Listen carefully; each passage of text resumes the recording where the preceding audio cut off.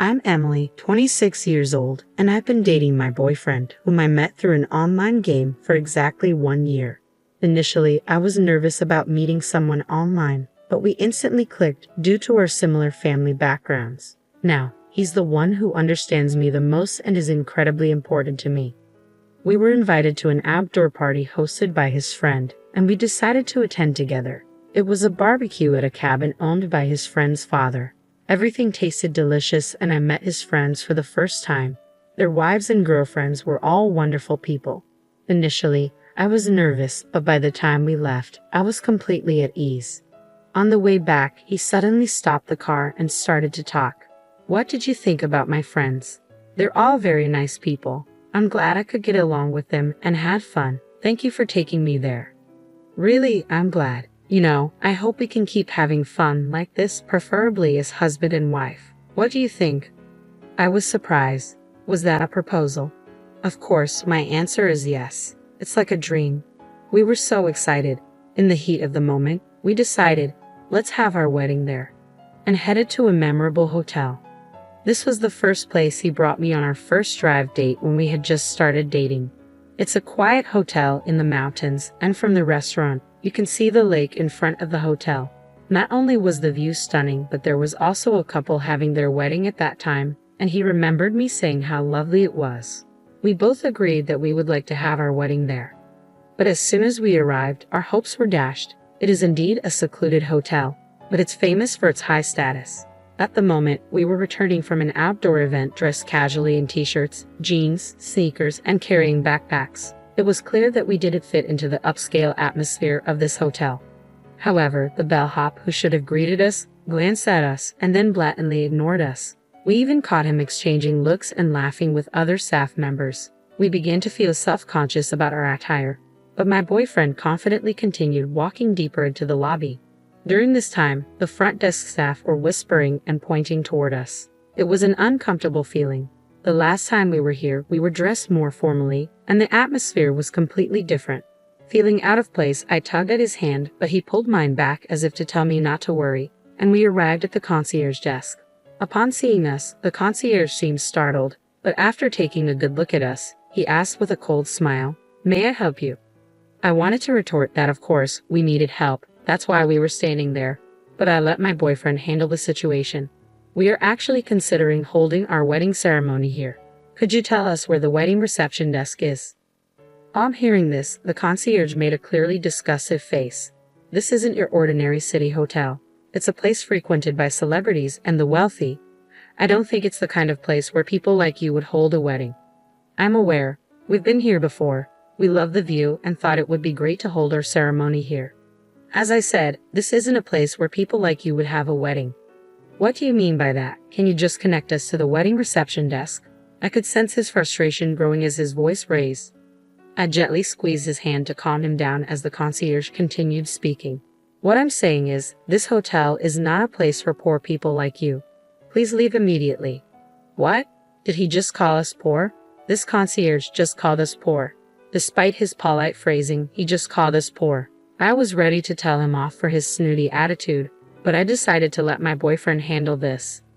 "Did you just call your customer poor? What's wrong with the staff training at this hotel?" My boyfriend's voice was firm. "Sir, I must ask you to leave this lobby immediately as it is getting dirty. It's causing an inconvenience to the other guests." "Cut it out already. We're just asking for a wedding consultation. Can't you at least let us look around without any hassle?" I interjected, feeling my frustration rising. "A tour? A wedding? You've got to be kidding. Even if you worked your whole life and saved every penny, you couldn't afford a wedding here. A tour would be a complete waste of time, wouldn't it?" The concierge's disdainful tone grated on my nerves. "Hey, that's enough. Let's go home. The other customers are watching too," my boyfriend said, trying to diffuse the escalating tension. "Emily, just stay out of it. This hotel won't do if they can't get it together. They need to act properly," he continued, his frustration evident. He's flipped his switch. He hates injustice so much that he's ruthless when dealing with people who act unfairly. Generally, this only stirs up animosity and heats things up. I thought to myself, watching the exchange. How did you learn customer service? You're supposed to be a specialist as a concierge, right? Is it acceptable to treat us the way you just did? My boyfriend's voice cut through the tension, demanding an answer. At that moment, a voice came from behind. What's going on here? Apparently, the manager had come over, thinking we were causing a disturbance. We're simply asking to be shown around because we're interested in having a wedding here, my boyfriend replied stoically. Just like the other staff, the manager gave us a top-to-bottom once-over, chuckled dismissively, and said, I'm afraid a wedding at our hotel might be out of your reach. The concierge joined in after hearing his words. That's exactly what I told him, but they won't leave, and it's causing a problem. It's a disturbance to our other guests for you to be in the lobby for such a long period. I'm sorry, but I think it's best if you give up on the wedding and please leave, the manager stated firmly. Hold on a second, we were just asking to look around because we're interested in having a wedding here. Isn't it okay if you just show us around? I asked, trying to reason with them. Sir, I am the manager of this hotel. If you continue to loiter here, he gestured to call security, so what do we need to do to be able to look around? Well, if you were to buy the hotel and become the owner, that's not going to happen, but at his words, the situation seemed even more absurd. I was on the brink of losing it, thinking, what the heck is he talking about? But he just said, I see. So that's how it is. The owner, huh? And started to ponder. Just then, security started to approach us, so I grabbed his hand and urged him to leave. As we walked away with our backs to the manager, he started giving instructions to the concierge. Contact the cleaning staff. The lobby has been completely dirtied. Had it cleaned immediately. What the heck was dirty? In my mind, I cursed at them, thinking their attitudes were far dirtier than anything else. We left the hotel behind us, feeling quite upset. I thought of taking a walk in the garden and admiring the lake before heading home, but we were quickly spotted by the manager from before as we strolled through the garden. Ah, yes, this is troublesome. If you walk around here, it could ruin the view for other guests who are enjoying the scenery. What's the big deal about looking at the view? That's not okay. This view is for the guests who use our hotel. If you can't afford it, please hurry and leave. He tried to shoo us away. Are you possibly thinking about a wedding? Dreaming of a garden wedding? It's useless. Do you have any idea how much it costs to rent out this entire garden? Please make your way out. Then he sprayed me with a hose. Stop loitering and get going. Oh no, I'm all wet now. What is this old guy thinking? This hotel might not be as safe as we thought, even if he's not the one in charge. Hey, what do you think you're doing? There was a stray cat in the garden. I was just sprinkling water to clean it up when suddenly, the stray cat reappeared. He threatened to spray water again. My boyfriend, at his wit's end with these words and actions, shouted, Are you referring to Emily as a stray cat? Enough is enough. Is this how a person in hospitality behaves? Spraying water on people? Hey, call the cops. I had a feeling it was going to turn into a big deal. I couldn't stay there and get soaked any further. Enraged, I told him, I want to change my clothes. Let's go, and dragged him back to the car. We came here excited about planning our wedding, but this turned out to be quite an ordeal. This hotel feels so different from when we visited on our date. It's almost like a different hotel altogether. No, the wet clothes I'm wearing are clear proof of reality. I'm so glad I had a change of clothes in the car. After changing and feeling a bit refreshed, he asked me, Emily, what do you want to do? Do you still want to have our wedding at this hotel?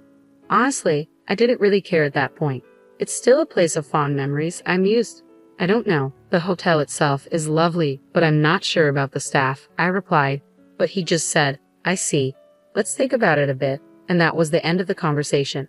Afterwards, we decided to at least pay our respects to both families, and it's been a whirlwind since then. Our parents asked about our plans for the wedding and reception. For now, we told them we'd like a small, intimate ceremony with only friends and family and asked them to hold off on the location. We've been visiting bridal fairs at other hotels looking for a good place, but we haven't found one that feels just right. I found myself in a bit of a bind considering options for our wedding. Perhaps a destination wedding abroad would be an option. Just as I was flipping through a bridal magazine with these thoughts, my boyfriend called. Emily, we did it. We can get married at that hotel. What? What do you mean? It was a bit of a struggle, but since it's my hotel now, you can plan the wedding any way you like. I couldn't believe it. He had been working on this all along. Turns out, he's the son of a wealthy family and managed to get that hotel acquired by their chain of hotels. The old man said if I wanted to get married, I should become the hotel owner, he said, sounding quite pleased. I was too stunned to say anything in response to his surprising actions, but we decided to visit the hotel the following week. Finally, the day arrived. On the way there, my boyfriend said cheerfully that hotel's reputation hasn't been great lately, and it's been affecting the business side of things. So I'll work on making it a better hotel, okay? He seemed to be having a lot of fun. The last time we visited, it was nerve-wracking because of how we were treated. But this time, the hotel staff were prim and proper, ready to welcome their new owner. Looking around, I felt a sense of relief and excitement. I noticed that the bellboy, who once scoffed at us, was now bowing deeply in welcome. If they could welcome us properly now, they should have done so from the beginning. Knowing about their previous terrible service, their current behavior seemed quite insincere. I felt like laughing at them now, but I must keep my composure. Smug face, smug face. And then came the hotel manager. Welcome, Mr. Owner. Not just the manager, but also the concierge and the rest of the staff greeted us respectfully. They didn't seem to realize that we were the poor people they had treated terribly before. It's shocking to see such a difference in treatment based upon appearance. The way they changed their attitudes so quickly is honestly appalling, but it's a good lesson for me. And so we were shown to the owner's suite. The manager was fawning over us. We've been eagerly awaiting the arrival of the new owner, and to think it's someone as young as you. It's truly impressive that you are the owner of this hotel at your age. Your wife is also quite beautiful, a truly stunning couple. Who is this guy? You called them stray cats, but now you're saying they're handsome and beautiful. Aren't those glasses missing lenses? And like the manager who doesn't remember customers' faces at all. That's wild. We decided to wait for a while since he said he'd create a space for us to greet the employees later. When the manager left us to prepare, I said, "What's up with that manager? He doesn't know anything about us, does he? Handsome and beautiful, seriously. It seems like he didn't notice at all. It's kind of impressive in that way." "Well, what? He looks enthusiastic, so I guess it's fine if he does what he wants. Is it okay for that guy to be the manager?" "I know, don't worry. I've thought about it while having this conversation. It was time." He went to the hall where the employees were gathered. "I have become the owner of this hotel. I know you may be uneasy since I'm young, but the headquarters will manage the business firmly, so please rest assured. We plan to operate this hotel as a secluded hideaway hotel, different from the luxury hotels in the city up until now. After repairing the aging parts, we will have a renewal opening. In conjunction with the reopening, I'm thinking of having my own wedding ceremony here to commemorate the start of the hotel and me." The unexpected happy announcement stirred up the employees. Then he called me to introduce his fiancée, and I went up to the stage. When I got up there, the manager standing proudly next to him looked utterly surprised. "Owner, that person is... That's my fiancée. Oh, it wasn't our first meeting, wasn't it? You didn't recognize me either, did you?" At his direction, I was dressed in a t-shirt, denim, and sneakers like the last time we visited the hotel. If I had worn a dress and heels, he wouldn't have noticed. But just by changing my clothes, he seemed to remember me right away. Seriously, this manager seems to judge people solely by their clothes. Looking around, the bell staff and front staff who laughed at us that day were staring at us with wide eyes. The concierge, oh, he's looking pale, and his eyes are darting around. It seems like he finally remembered us this time. My boyfriend, who confirmed the situation, continued talking to the employees who were clueless about what happened that day. Actually, we visited this hotel the other day, and at that time, we were both dressed like her now. I got her approval for my proposal, so I was over the moon when we came here, thinking we wanted to have our wedding here. The bellboy. Ah, that's you, right? You ignored us without even saying welcome and laughed at us. The front desk staff were pointing and whispering about us. The concierge, you didn't listen or pay attention when we said we wanted to have our wedding here, and you told us poor people should go home. The worst was you, the manager. Actually, I recorded our conversation from the middle of it and decided to let everyone hear it. The recording of the exchange with the manager played, and the employees started murmuring with disbelief on their faces. They called them poor people. Isn't that terrible treatment? They began to say. Well, the manager turned pale and trembled after the audio ended. He began to speak. As you can see, we were treated as poor because of our modest attire, and in the end, we were doused with water and driven out. This is unacceptable, isn't it? There were nods of agreement from the crowd. Regardless of what we were wearing, I come from a family that owns a chain of hotels, and she is the daughter of a big pharmaceutical company CEO. We are not poor. This time, we were advised by your manager here to become the owners if we wanted to have our wedding here. But what if we were other guests? This should never happen, right? I chimed in. This hotel, which is not particularly conveniently located, should offer the best service to all guests who take the trouble to come here. I want to return this hotel to that state it was once like that. Let's make this the best hotel together. Applause filled the room afterward.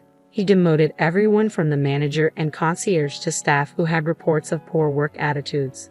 The manager and concierge were asked to start from scratch, learning from the cleaning staff.